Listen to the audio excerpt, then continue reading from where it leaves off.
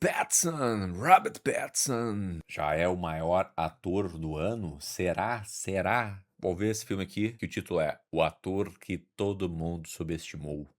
Você ainda subestima Robert Pattinson? Você está errado. Em 2008, Robert Pattinson era piada. Em 2022, era o Batman. No meio disso, ele fez alguns dos filmes mais corajosos e perturbadores da última década, e quase ninguém prestou atenção. Essa é a história do ator que todo mundo subestimou e que passou 15 anos provando silenciosamente que todo mundo estava errado.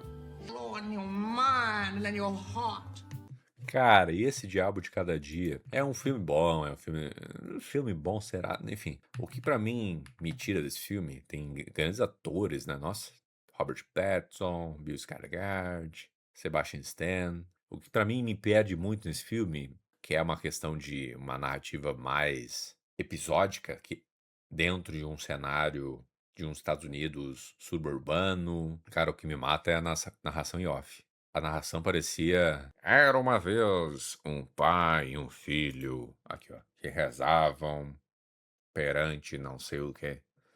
Cara, a narração em off desse filme estragou o filme. Parecia que a narração em off estava sentindo Martin Scorsese e acabou sendo... Also upon a time, we have a story about prisons, right? Tudo começa aqui. Não porque Crepúsculo seja uma obra-prima, mas porque é impossível entender Robert Pattinson sem entender o buraco que esse filme cavou na percepção pública sobre ele. Sim. A saga foi um fenômeno absurdo. Bilhões de dólares, fãs histéricas em aeroporto, capas de revista toda semana. E no centro de tudo estava Pattinson como Edward Cullen, o vampiro Galã. bonito, o amor eterno, o símbolo de uma geração inteira de adolescentes. E pior que eu acho que ele tá mais bonito hoje do que nessa época. Cara, que escolha de cabelo. Que escolhas esse filme fez, né? Esses filmes, no caso, né? A franquia é horrorosa. O primeiro é... Se tu vê como um filme de comédia, caraca, um dos melhores de comédia da história. Mas, cara, que filmes, né? Bem filmes, né? O problema é que ele mesmo odiava o projeto. Em várias entrevistas ao longo dos anos, ele foi brutalmente honesto sobre isso. Disse que não conseguia encontrar nada de real no personagem, que a franquia inteira o deixava desconfortável. Imagina, cara. Não é todo ator que fala isso publicamente sobre o projeto que pagou todas as suas contas. E enquanto qualquer outro ator aproveitaria aquele trampolim para blockbusters seguros, Pattinson fez o oposto. Olhou para o sucesso que tinha e decidiu escapar pela direção mais difícil possível. Cara, pior que isso para pensar é uma decisão muito corajosa, né? Ele poderia muito construir uma carreira como um galã de Hollywood que faz filmes genéricos, talvez de romance. Não sei que mercado eu escolheria se ele fosse para esse lado. Mas assim, ó, se tu for ver, eu acho que o Pattinson tem melhor curadoria de carreira da história, assim. Uma das melhores, pelo menos. Porque depois disso, ele foi construindo degraus para um nível de cinema e para filmes que destacaria muito bem o nível de atuação que ele tem, personagens que combinam com a característica de atuação que ele consegue entregar. É um lance, assim, muito maluco o quanto que foram belas decisões e muito fora da curva, né? Muito corajosas também, né? Depois do último Crepúsculo, Pattinson apareceu em Cosmópolis, um filme do David Cronenberg baseado no romance do Don DeLillo sobre um bilionário atravessando Nova York de limusine enquanto o mundo ao redor dele desmorona. É um filme difícil, diálogos densos, ritmo lento, quase sem ação. Relentless will. O tipo de projeto que afasta o público casual e que a maioria dos estúdios nem financiaria. E Pattinson estava no centro. Eu sou do nicho cinema, eu nem cheguei perto desse filme. Cada cena do filme passa por ele. Esse foi o primeiro sinal claro de onde ele queria chegar. Ele estava escolhendo Cronenberg em vez de Marvel. Estava dizendo, sem precisar falar, que Crepúsculo tinha sido um desvio e não um destino.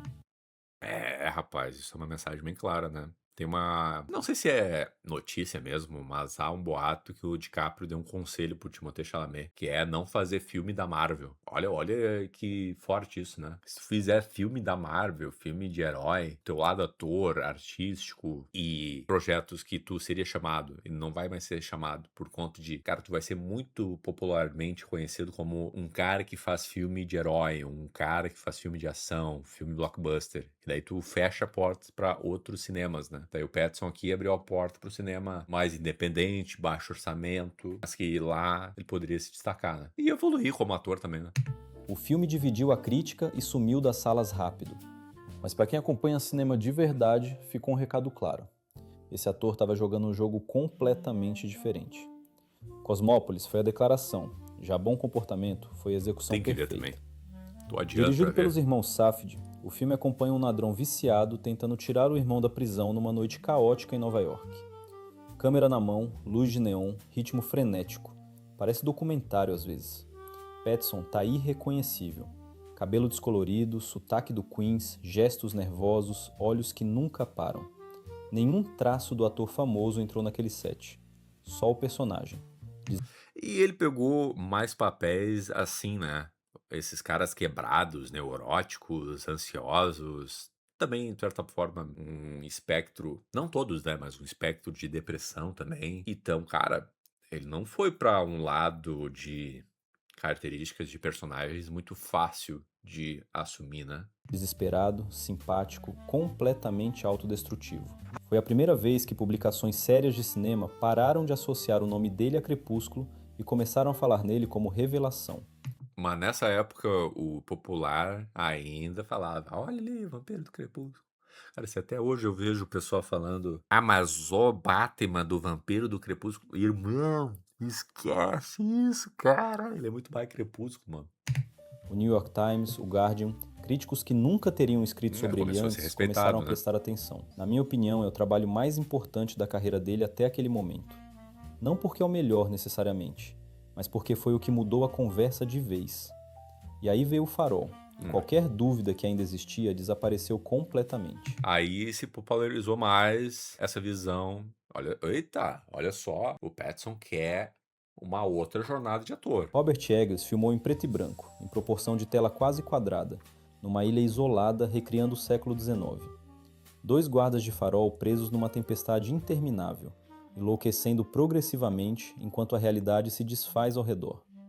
William Dafoe de um lado, Pattinson do outro. Não, e olha com quem tu tá aprendendo a atuar também, né? William Dafoe, simplesmente um dos caras mais versáteis da história do cinema, né? Já fez Jesus, já fez Padre, já fez também filme com Lavon Trier, onde o nome do título é Anticristo. Então, tipo assim, é uma carreira versátil, cara. Eu vejo essa questão versátil do Pattinson, né? Eu acho que nesse sentido é bem similar os dois. Claro que o Dafoe é muito mais, né? Ele também fez filme de herói, contrariando um pouco o normal, mas também quando ele fez, ele já era muito consolidado, né? Pattinson passa boa parte do filme literalmente na lama, carregando pedra, sendo humilhado, implorando, explodindo. Não é performance calculada, é entrega total. O Farol foi indicado ao Oscar, ganhou prêmios em festivais do mundo inteiro e consolidou de vez a reputação dele como um dos atores mais comprometidos da geração. Só uma coisa, Cinema em Frames. Tô gostando muito do teu texto, tá contando muito bem a história. Vou até me inscrever, não tava sendo escrito. Mas, bah, essa música não dá, né?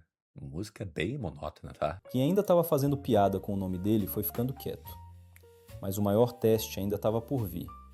Quando Matt Reeves anunciou Pattinson como o novo Batman, a reação foi imediata. Petições online pedindo substituição, memes em todo lugar, fãs indignados dizendo que o cara do Crepúsculo não podia ser o Homem-Morcego. O anúncio virou notícia em veículos que normalmente nem cobrem entretenimento. Foi o maior teste público da carreira dele. Com certeza, com certeza. Vou lançar a braba. Mas realmente, quem me conhece sabe, frase horrorosa, né? Mas sabe que eu sempre defendi o Robert Pattinson como Batman, cara. Eu sempre achei que ele poderia entregar um baita Batman. Baita Batman. E na época eu nem tinha assistido, e ainda não assisti, perdão, cinéfilos, O Bom Comportamento, Cosmópolis. Eu tinha visto O Farol, mas, cara, só com toda essa carga lá de Crepúsculo, outros filmes, eu já podia ver ali que ele poderia mandar muito como Batman, cara. Essa coisa mais pesada, mais carregada que o personagem tem que ter. Eu acho que ele abraçaria porque seria a oportunidade de ouro pra mudarem o conceito que ele tem como ator, né? Que ele é mau ator. Contrariando um pouco aquela história do DiCaprio de não fazer filme de herói. Mas aqui no caso, pô, Batman tem muito mais camada que... Eu ia falar Homem-Aranha, mas Homem-Aranha também tem muita camada pra ser explorada na atuação, né? Mas, um Superman tem menos camada, entre outros tem menos camada, mas o Batman tu consegue ainda ter uma popularidade enorme dentro de um âmbito cinema blockbuster, mas também mantém uma expertise, uma contemplação de carreira mais trabalhada na sua atuação, né? Uma rejeição em massa antes do filme nem existir. E aí o filme saiu. Filmaço. O Batman do Pattinson é sombrio, obsessivo, quebrado. Não é herói glorioso nem bilionário charmoso. É um cara com trauma profundo, usando uma fantasia para processar uma dor que nunca sarou. A performance é contida, física, perturbadora, e funciona de um jeito que versões anteriores do personagem não conseguiram. The Batman foi sucesso de crítica e de bilheteria. Pattinson foi apontado por muitos como o melhor elemento do filme. Os mesmos que... Não sei se é o melhor elemento do filme, mas é um dos melhores. Acho que a direção do Matt Reeves é sensacional. Cara, o roteiro é muito bem encaixado, cara. Algumas coisas ficam meio corridas, às vezes mal explicadas, principalmente a relação do Wayne com a família Falcone. Mas fora isso, cara, um dos melhores filmes de herói da história, na minha opinião. que assinaram a petição contra ele ficaram em silêncio. Ou pior, mudaram de lado sem admitir que tinham errado. É o ponto mais satisfatório da trajetória dele. Não porque é o melhor filme, mas porque é onde a tese se prova publicamente, na frente de todo mundo, sem possibilidade de negação.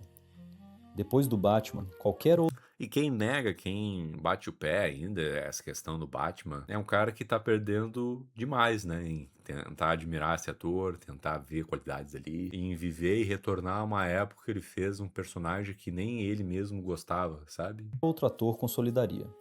Mais franquias, carreira segura, aproveitar o momento. Pattinson escolheu Bong Joon-ho.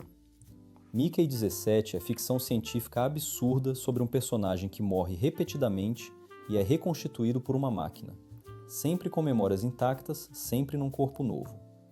É o tipo de premissa que só funciona se o ator no centro conseguir equilibrar o tom bizarro com algo genuinamente humano. Pattinson consegue. Ele encontra o registro estranho que o filme pede, cômico e tocante ao mesmo tempo. Não é fácil interpretar nesse filme, né? Porque o Bong Joon-ho tá acostumado ali no cinema coreano um tipo de atuação mais exagerada, mais de... A linguagem coreana tem mais essa questão de sons, expressões essencialmente sonoras, assim, caricatas também, mesmo num filme dramático, tenso, essas expressões mais caricatas, digamos assim. E é uma história e uma produção... Primeiramente, a história é muito louca, né? E é baseada num livro de ficção científica, se não me engano. Essa história dos clones. E muito interessante a história. Mas como foi trabalhado na direção, e teve uma confusão na produção, que o Bong Joon-ho queria ser mais autoral diante de sua visão da história. Se não me engano, a Warner ali tava dando uma podada, tava dando uma mexida ali muito no filme, e acabou que o corte final dá essa sensação de que o filme poderia ser mais, né? É um filme que eu esperava bastante e não sei, cara, eu acho só ok. E entrega mais uma performance que confirma o padrão. Ele funciona melhor quando o projeto é mais difícil e menos óbvio. E o mais recente é O Drama, do Christopher Borgli, ao lado da Zendaya. Completamente diferente de tudo o que ele fez no período pós-Crepúsculo, uma comédia de constrangimento sobre um casal às vésperas do casamento que vê tudo desmoronar depois de uma revelação bombástica no jantar. Pattinson faz o Charlie, um cara desajeitado e charmoso que vai deixando a paranoia tomar conta dele de forma progressiva. É outro Desajeitado, charmoso é um bom termo para definir o Pattinson. músculo. Esse tipo de comédia exige um timing completamente diferente de O Farol ou Bom Comportamento. E ele usa com naturalidade. Mais uma escolha que ninguém esperava. Mais uma aposta. É uma coragem absurda, né, o Robert Pattinson ter escolhido esses papéis, né. Aqui no caso, os personagens, tanto da Zendaya, tanto dele, não tem, nossa, muitas camadas. O que pega mais é a reviravolta dentro dessa história, né. Como ela foi encaixada de forma muito inusitada e o que é essa revelação e o que isso desencadeia, né. A gente descobre o que é o drama do filme, né. A direção é interessante, a história é legal, mas não trabalha essa questão, na real nem precisa, né, essa questão mais aprofundada dos personagens, né. O divertido dessa história é essa questão inusitada que tu acaba se colocando ao assistir ela, né. Gostei demais desse filme. Essa é a trajetória de um ator que o mundo decidiu descartar cedo demais e que passou 15 anos respondendo em silêncio. De Edward Cullen ao Cronenberg. Do Cronenberg à Lama do Farol em preto e branco. Do Farol ao Batman. Do Batman a Bong Joon-ho. Cada passo foi contra o esperado. Nossa, esse filme O Rei, ele tá asqueroso, assim, ele tá nojento demais. Ele tá muito bem. E tá o Timothée Chalamet lá, no Rei, inclusive. Cada vez que o mundo achou que sabia quem ele era, ele apareceu sendo outra coisa completamente. Esse aí é o Die My Love, né? Esse filme eu acho metalinguístico quase meio pedante, assim. Robert Pattinson nunca tentou ser o ator que todo mundo queria que ele fosse. E é exatamente por isso que ele Tenet. virou o ator que ninguém Cara, também é uma amplitude de trabalhos, diferentes níveis de produção, né? Desculpa, eu vou voltar ali pra assistir da melhor forma, né? Mas não sei se ele vai citar, né? Esse ano que ele vai fazer, né? Engrenando o drama. Batman Parte 2, 2028. Cara, eu vou ter 28 anos quando esse filme lançar. Socorro, quase 30 anos. Mas enfim, Duna Parte 2, A Odisseia, O Drama. Tem outra coisa que ele vai lançar esse ano? Que ele vai estar nesse ano, no caso? Ah, sim, o Prime Time, né? Que ele faz um jornalista sensacionalista que caça pedófilos, né? Esse ano eu acho que é o auge dele, né? Aqui, ó. A Odisseia, o Drama, Saib, Duna Parte 2. É isso, esses dois aqui são pra 2027, 28, né? E nenhum desses filmes ele faz um papel muito fácil, não. A Odisseia ele faz O Antinous, que é um cara picareta, manipulador. Poderia ficar algo caricato, exagerado, mas ele traz uma camada, digamos, molho muito interessante. Tudo na parte 3 temos que ver, né? Mas, de novo, um albino lá, um personagem mega excêntrico, e part-time, né? Um jornalista excêntrico, sensacionalista, vaidoso, pelo que dá pra ver no trailer ali, né? Também não é um papel fácil, não. Todos os papéis que ele se propõe a fazer ali são desafiadores, hein? E o nível de orçamento dessas produções, de diretor que ele já trabalhou, ele tá caminhando pra ser um novo Defoe, né? Robert Pattinson nunca tentou ser o ator que todo mundo queria que ele fosse. E é exatamente por isso que ele virou o ator que ninguém esperava que ele fosse ser. Todo mundo subestimou. Ele não precisou dizer nada. Tá aí. Cinema em Frames. Baita canal. Só vamos montar de musiquinha, hein? Mas, pô, baita conteúdo, baita texto.